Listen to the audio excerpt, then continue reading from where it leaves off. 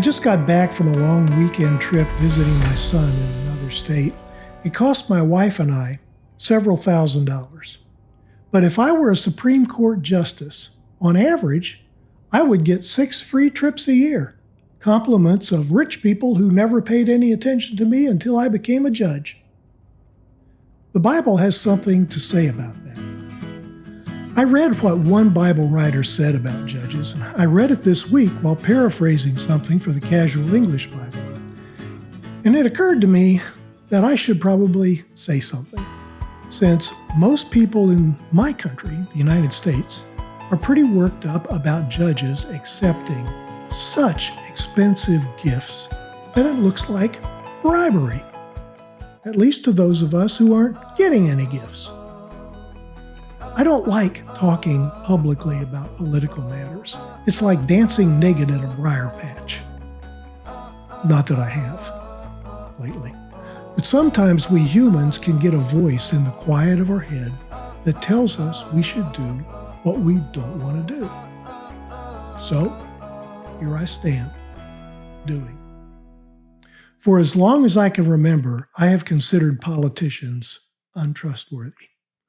They live to sell themselves because they have to attract donations to get elected. It's a really bad system because it forces politicians to remain in a perpetual state of looking for a handout.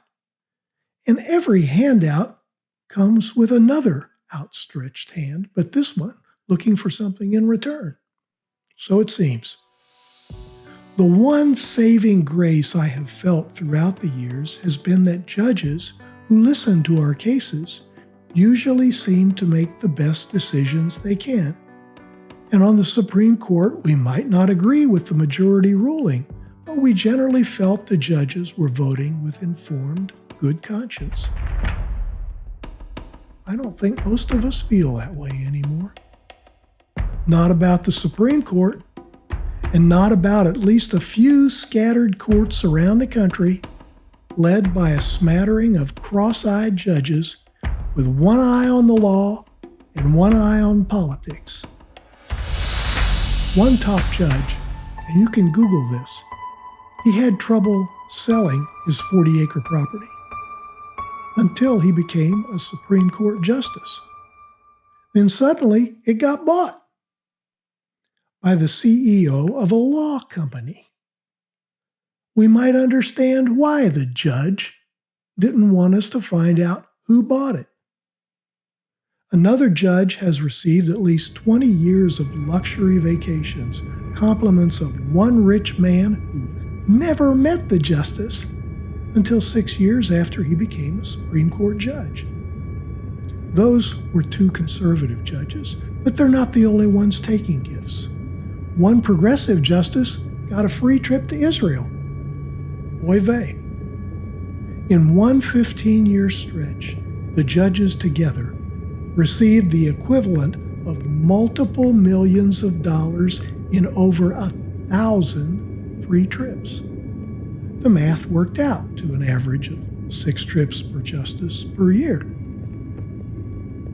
I haven't gotten one free trip in over 70 years. When I started my career as a newspaper reporter, I wasn't allowed to accept anything from anyone I was interviewing beyond the value of a pencil or a piece of paper to take notes. The idea justifying the gift was that my pencil might break and I might need to borrow a replacement to take notes. But the idea of letting someone send me on a free trip to anywhere, that was laughable. We can say gifts don't influence the decisions we make, but not with a straight face. That's not cool. Some gifts are of kindness and love, but some are not.